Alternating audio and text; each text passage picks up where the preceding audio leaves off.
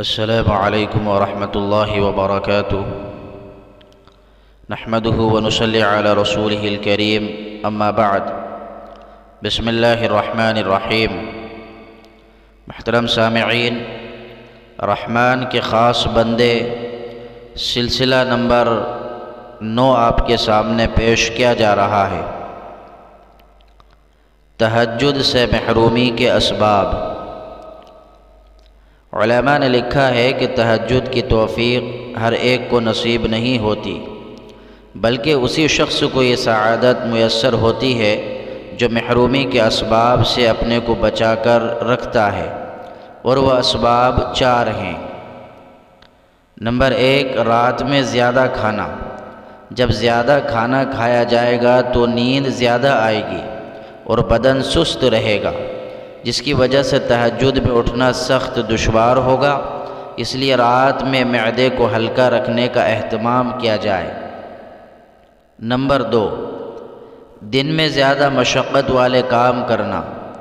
عموماً زیادہ مشقت والے کام سے بدن تھک جاتا ہے اور سو کر اٹھنا مشکل ہوتا ہے۔ نمبر 3، دن میں آرام قیلولہ نہ کرنا۔ اگر دن میں کچھ آرام نہ کیا جائے تو بھی اخیر شب میں اٹھنا آسان نہیں ہوتا، اس لیے وقت نکال کر دن میں قیلولہ کر لینا چاہیے۔ نمبر 4، گناہوں کا ارتکاب۔ تہجد سے محرومی کا ایک بڑا سبب گناہوں میں مبتلا ہونا بھی ہے۔ گناہ کی نحوست سے آدمی عبادت کی لذت سے محروم کر دیا جاتا ہے، اور اس کی طبیعت پر نحوست چھا جاتی ہے، جس کی بنا پر شب خیزی کی توفیق سے محروم رہتا ہے۔ ایک شخص نے حضرت حسن بصری رحمۃ اللہ علیہ سے سوال کیا کہ میں خالی الذہن ہو کر رات میں سوتا ہوں اور میرا ارادہ رات میں اٹھ کر عبادت کرنے کا ہوتا ہے، اور میں وضو کا پانی بھی تیار کر کے رکھتا ہوں مگر اٹھ نہیں پاتا، اس کی کیا وجہ ہے؟ تو آپ نے فرمایا کہ ذنوبک قیدت کا، تمہارے گناہوں نے تمہیں قید رکھا، یعنی تمہارے گناہ تمہاری خواہش کی تکمیل میں رکاوٹ بن گئے ہیں۔ حضرت سفیان ثوری رحمۃ اللہ علیہ فرماتے ہیں کہ میں ایک گناہ کی وجہ سے 15 مہینے تک تہجد کے نعمت سے محروم رہا۔ پوچھا گیا کہ وہ گناہ کیا تھا؟ تو آپ نے فرمایا کہ ایک آدمی کو روتا دیکھ کر میں نے دل میں سوچا تھا کہ یہ شخص ڈھونگ کر رہا ہے۔ اس کے برخلاف ہمارا حال یہ ہے کہ ہم دن رات گناہ پر گناہ کرتے رہتے ہیں اور احساس تک نہیں ہوتا، العیاذ باللہ۔ حضرت ابو سلیمان دارانی رحمۃ اللہ علیہ کا مقولہ ہے کہ جب بھی بلا عذر کسی کی نماز با جماعت چھوٹتی ہے تو وہ کسی نہ کسی گناہ کا وبال ہوتا ہے۔ خلاصہ یہ کہ گناہ تہجد گزاری کی راہ میں سب سے بڑی رکاوٹ ہیں۔ گناہوں سے دل میں قساوت اور سختی پیدا ہوتی ہے، اور قساوت کی بنا پر آدمی اخیر شب کے عبادت سے محروم کر دیا جاتا ہے، اور ان گناہوں میں سب سے زیادہ بڑا اثر ڈالنے والا گناہ حرام مال پیٹ میں ڈالنا ہے۔ اس حرام مال سے طبیعت خیر کی طرف سے بالکل مضمحل اور سست ہو جاتی ہے، اور آدمی سخت خسارے میں پڑ جاتا ہے۔ اللہم احفظنا منہ۔ شب خیزی میں سہولت، آسانی پیدا کرنے والے اسباب۔ تجربہ یہ بتلاتا ہے کہ اگر درج ذیل امور کی رعایت رکھی جائے تو انشاءاللہ شب خیزی میں سہولت ہوگی، آسانی ہوگی، اور عبادت کی چاشنی نصیب ہوگی۔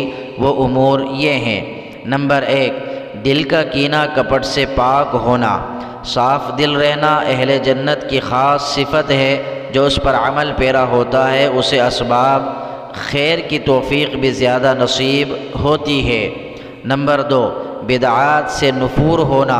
بدعت کے ارتکاب سے دل سیاہ ہو جاتا ہے، کالا ہو جاتا ہے، اور بدعتی شخص کے لیے خیر کا دروازہ بند کر دیا جاتا ہے، اس لیے ہر طرح کی بدعت سے اجتناب ضروری ہے۔ نمبر 3، خواہ خواہ کے ہموم و غموم سے بچنا۔ اگر آدمی کو یکسوئی میسر نہ ہو بلکہ ہر وقت دماغ پر مختلف قسم کے ہموم و غموم کا غلبہ ہو تو بھی اسے عبادات کی چاشنی نصیب نہیں ہوتی، اس لیے دل و دماغ کو یکسو رکھنے کی کوشش کرنی چاہیے۔ نمبر 4، آخرت کی گرفت کا خوف۔ اگر آدمی پر آخرت کے خوف کا غلبہ ہو اور دنیاوی زندگی میں زیادہ انہماک نہ ہو تو جب بھی آخرت کے حالات کا تصور کرے گا اس کی نیند اڑ جائے گی اور وہ ہمت کر کے بستر سے اٹھ کھڑا ہوگا اور بشری تقاضے پورے کر کے جلد از جلد بارگاہ ایزدی میں حاضر ہو کر سراپا عجز و نیاز بن جائے گا۔ اس کے برخلاف اگر آخرت کی فکر دامنگیر نہ ہو تو غفلت میں پڑا رہے گا، بلکہ اگر آنکھ کھل بھی جائے گی اس کے باوجود عبادت سے محروم رہے گا۔ تہجد کے عظیم ثواب کا استحضار۔ اگر آدمی تہجد کی نماز کے عظیم اجر و ثواب کا استحضار رکھے گا تو اس کے حصول کی خاطر راتوں کی میٹھی نیند قربان کرنا اس کے لیے بالکل آسان ہو جائے گا، اس لیے کہ آدمی اس سے بہت کم دنیا کے فانی نفع کے لیے راتوں رات جاگ کر گزار دیتا ہے اور اسے کوئی احساس بھی نہیں ہوتا، تو جس شخص کے دل میں آخرت کے اجر و ثواب کا یقین آ جائے گا تو وہ اس کے لیے بھی بڑی سے بڑی قربانی دینے کو تیار رہے گا۔